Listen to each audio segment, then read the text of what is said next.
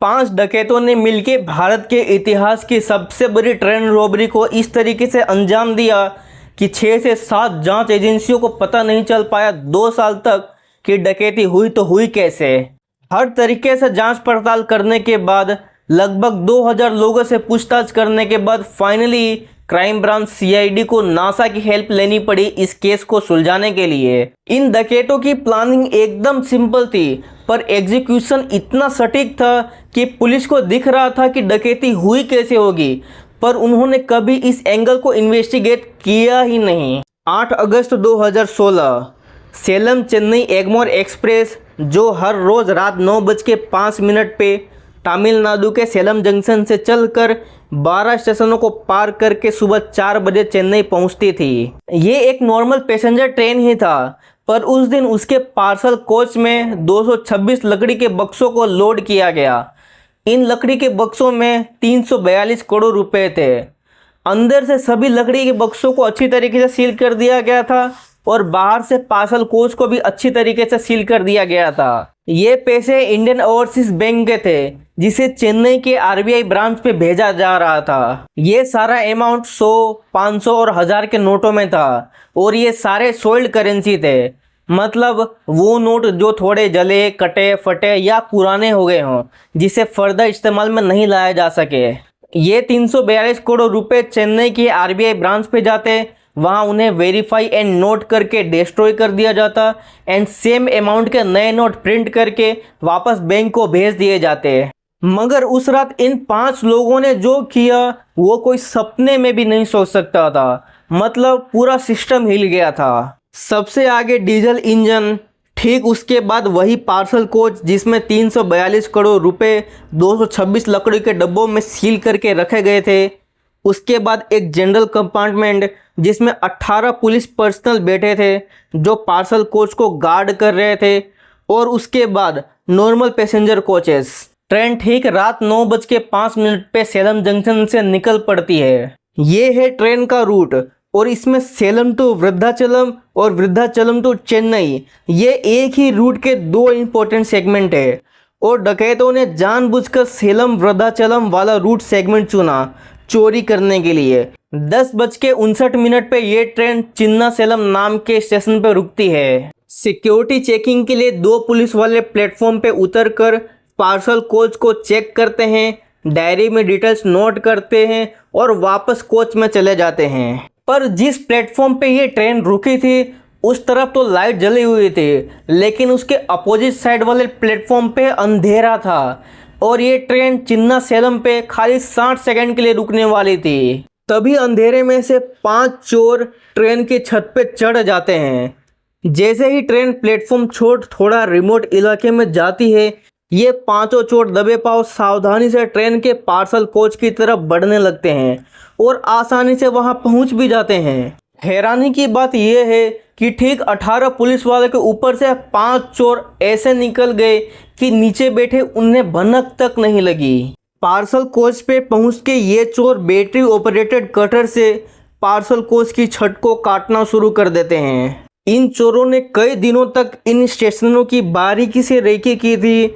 उन्हें इस ट्रेन की coach positioning, security manual, train route और आरबीआई को पैसे किस दिन भेजे जाएंगे, इन सब चीज़ों की पूरी जानकारी थी। चोरों ने सेलम से वृद्धाचलम वाले रूट को ही क्यों चुना? क्योंकि उन दिनों सेलम चेन्नई एगमोर एक्सप्रेस सेलम से वृद्धाचलम डीजल इंजन पे चलती थी। वृद्धाचलम पे डीजल इंजन को निकालकर इलेक्ट्रिक इंजन अटैच किया जाता था, फिर वहां से चेन्नई तक का सफ़र इलेक्ट्रिक इंजन के द्वारा ही तय होता था। मतलब सेलम से वृद्धाचलम वाले रूट पे डीजल इंजन होने की वजह से ऊपर कोई भी हाई टेंशन इलेक्ट्रिक लाइन नहीं था, इसीलिए वो ट्रेन पे चढ़ के चोरी को अंजाम दे सकते थे। लेकिन वहीं वृद्धाचलम से चेन्नई वाले रूट पे इलेक्ट्रिक इंजन होने की वजह से ट्रेन के ऊपर हाई टेंशन इलेक्ट्रिक लाइन था, मतलब एक गलती और उनकी मौत पक्की। एक और इम्पोर्टेंट चीज़, जब तक डीजल इंजन लगा था तब तक पार्सल कोच ट्रेन के सबसे आगे था, और जैसे ही डीजल इंजन को निकाल के इलेक्ट्रिक इंजन को दूसरी तरफ लगाया गया तो पार्सल कोच सबसे पीछे हो गया ट्रेन के। कुछ ही मिनटों में पार्सल कोच को काट 5 में से 2 चोर होल के जरिए पार्सल कोच में घुस जाते हैं। दोनों चोरों ने बॉक्स नंबर 20 और बॉक्स नंबर 16 को तोड़ा और जल्दी जल्दी उनमें से पैसे साथ लाए बोरियों में भरने लगे। बॉक्स नंबर 20 में 500 के 80,000 नोट थे, यानी 4 करोड़ रुपए, और बॉक्स नंबर 16 में 500 के 35,000 नोट थे, यानी 1 करोड़ 75 लाख रुपए। समय तेजी से निकल रहा था और जल्द ही वृद्धाचलम स्टेशन आने वाला था, इसीलिए पैसों के बोरियों को ये दोनों जल्दी जल्दी ट्रेन के होल के जरिए पहले से ही ऊपर खड़े साथियों के पास पहुंचाने लगे। उन्होंने 2 बॉक्सेस को और तोड़ा, लेकिन उसमें से ज़्यादा पैसे नहीं चुरा पाए, क्योंकि पहला तो उसमें 100 रुपए के नोट भरे पड़े थे जो कि ज़्यादा जगह लेते और वजन भी बढ़ जाता, और दूसरा वृद्धाचलम स्टेशन से पहले उन्हें लूट कर भागना भी था। जल्द ही लूट कर सारा सामान ऊपर पहुंचाने के बाद ये लोग भी रस्सी के जरिए ट्रेन की छत पे पहुंच जाते हैं।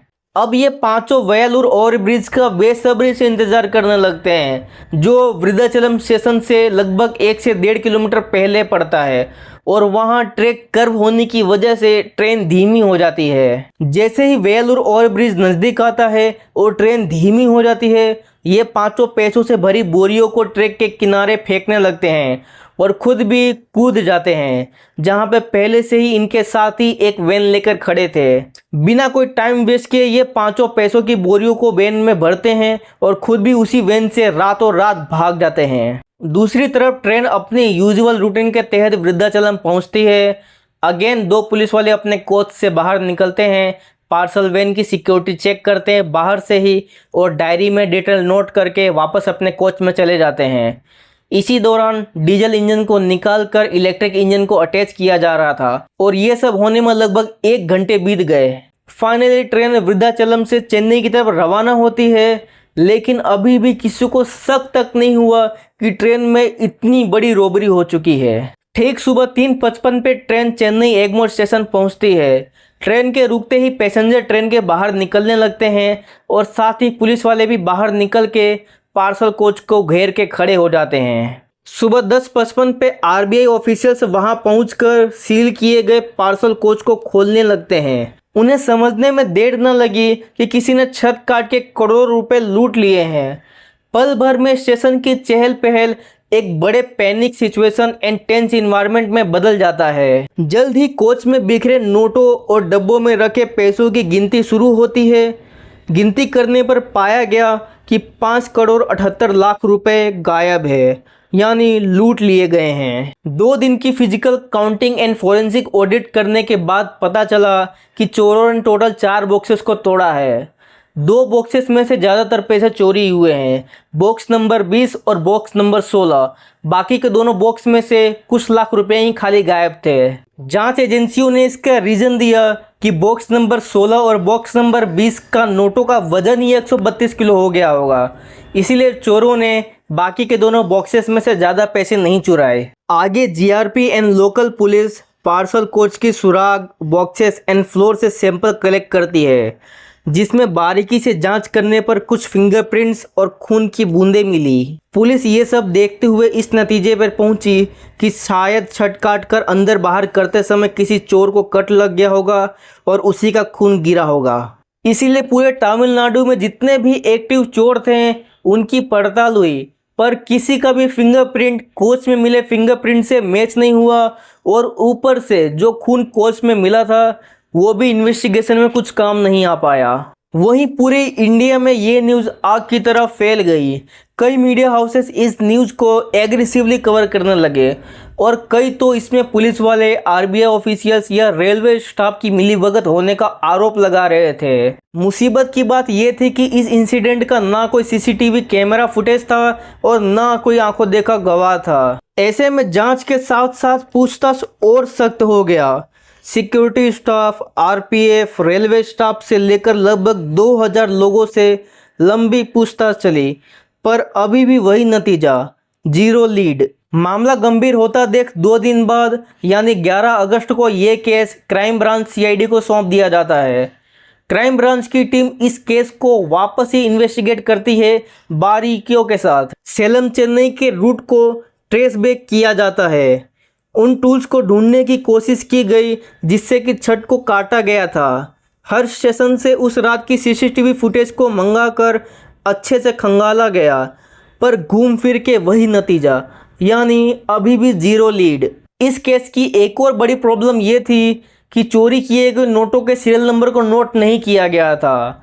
अगर इन नोटों के सीरियल नंबर को नोट किया गया होता और ये चोरी के नोट वापस सर्कुलेशन में आते तो इन्हें आसानी से ट्रेस बैक किया जा सकता था, लेकिन सीबीसीआईडी के लिए ये वाला भी एंगल बंद था। क्राइम ब्रांच द्वारा इस केस को लेकर दिन रात मेहनत, इन्वेस्टिगेशन और पूछताछ करते करते 2 साल बीत गए, लेकिन इनके पास अभी भी इस केस को लेकर कोई सुराग नहीं। फाइनली थक हार कर सीबीसीआईडी को आईटी एक्सपर्ट एंड नासा की तरफ रुख करना पड़ता है, तब जाकर इनके पास इस केस को लेकर एक बड़ी लीड मिलती है। आईटी एक्सपर्ट्स ने 8 अगस्त के रात का सेलम टू चेन्नई यानी 350 किलोमीटर रूट के 1000 से भी ज़्यादा एक्टिव मोबाइल नंबर को फिल्टर एंड एनालिसिस किया। उनमें से 5 ऐसे मोबाइल नंबर थे जो थोड़ा सस्पिशियस थे, क्योंकि उन नंबर्स पे आपस में कॉल एक्सचेंज हुआ था और मोस्ट इम्पोर्टेंटली ये सारे नंबर्स मध्य प्रदेश के गुना में रजिस्टर्ड थे। यही नहीं, क्राइम ब्रांच ने visual clue and crime route की जानकारी के लिए अमेरिका के नासा से हेल्प मांगी। क्राइम ब्रांच ने नासा से उस रात उस रूट की हाई रेजोल्यूशन सैटेलाइट इमेजेस की रिक्वेस्ट की। नासा ने इमेजेस प्रोवाइड की और क्राइम ब्रांच ने उन इमेजेस को बारीकी से एनालिसिस किया। एक तो रात और ऊपर से तेज़ रफ्तार ट्रेन, इसीलिए उन इमेजेस में कुछ खास तो नज़र नहीं आ रहा था, लेकिन चिन्नासलम से लेकर वृद्धाचलम के बीच उन इमेजेस में कुछ धुंधली आकृतियां नज़र आ रही थी। पहले तो पुलिस को यकीन नहीं हो रहा था कि चोरी तेज़ रफ्तार से चलती ट्रेन के ऊपर से किया गया है। वो तो मान रहे थे कि किसी ने अंदर से ही छत काटे हैं, पर इन हाई रेजोल्यूशन सैटेलाइट इमेजेस ने सब कुछ क्लियर कर दिया। धीरे धीरे केस की कड़ियाँ जुड़ने लगी। Mobile data and satellite images से क्लियर हो गया कि इस केस में टोटल 11 लोग इन्वॉल्व है और सारे के सारे मध्य प्रदेश के रहने वाले हैं। ऐसे में क्राइम ब्रांच को टिप मिलती है कि 2 सस्पेक्ट दिनेश पार्डी और रोहन पार्डी चेन्नई में ही छुपे हुए हैं। फाइनली 2 साल बाद 12 अक्टूबर 2018 को crime branch Dinesh and Rohan Pardi को अरेस्ट कर अनाउंस करती है कि उन्होंने केस को क्रैक कर लिया है। आगे सख्त पूछताछ में इन दोनों ने कबूल लिया कि ये दोनों भी ट्रेन रॉबरी में शामिल थे और ये काम पार्डी गैंग का है और इनका लीडर मोहर सिंह पार्डी है, जो कि एमपी गुना का रहने वाला है। अक्टूबर के अंत तक सीबीसीआईडी ने 5 और लोगों को अरेस्ट किया। मोहर सिंह, ऋषि पार्डी, कालिया उर्फ कृष्णा, महेश पार्डी को गुना सेंट्रल जेल से और ब्रिजमोहन पार्डी को अशोकनगर जेल से अरेस्ट करके इन्वेस्टिगेशन के लिए चेन्नई लाया गया। और ये पार्डी गैंग कोई छोटा मोटा क्रिमिनल गैंग नहीं था, बल्कि बहुत ही खतरनाक गैंग थी।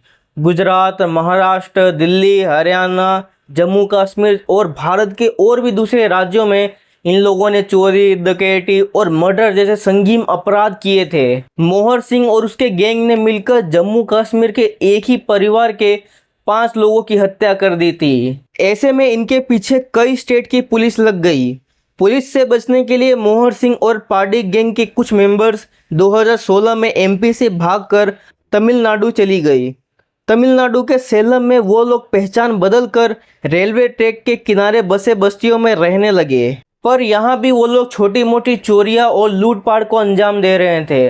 पर एक दिन उनके हाथ एक खबर लगी कि सेलम चेन्नई एगमोर एक्सप्रेस से 8 अगस्त को 342 करोड़ रुपए चेन्नई के आरबीआई ब्रांच पे जाने वाले हैं। तभी से ही मोहर सिंह और उसके गैंग की नज़र इन रुपयों पे पड़ी। उन्होंने महीनों तक स्टेशन की रेकी की, कोच पोजीशन की जानकारी इकट्ठा की, प्लानिंग की और फाइनली 8 अगस्त को वो लोग ट्रेन की छत पे चढ़ के ट्रेन की छत काट कर बोरियों में पैसा भरकर रफू चक्कर हो जाते हैं। आगे इन अरेस्ट किए गए क्रिमिनल्स से पूछताछ करने पे पता चला कि वो लोग ये सारा पैसा लेकर मध्य प्रदेश भाग गए थे।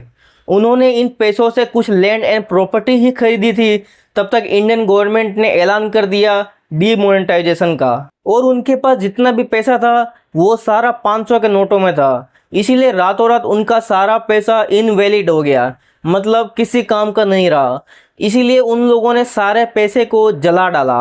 और इस तरीके से भारत के इतिहास के सबसे बड़े ट्रेन रॉबरी को 730 दिन लग गए सुलझने में। लेकिन इस रॉबरी ने इंडिया के ट्रेन सिक्योरिटी प्रोटोकॉल को बैडली एक्सपोज कर दिया। आगे फिर ऐसी वारदातें ना हों इसके लिए रेलवे एंड आरबीआई ने कई सख्त नियम बनाए। जिस ट्रेन में हाई वैल्यू कैश को ट्रांसपोर्ट किया जाता था उसे और सिक्योर किया गया। पैसे वाले कंपार्टमेंट में सीसीटीवी कैमरा इंस्टॉलेशन मैंडेटरी हुआ।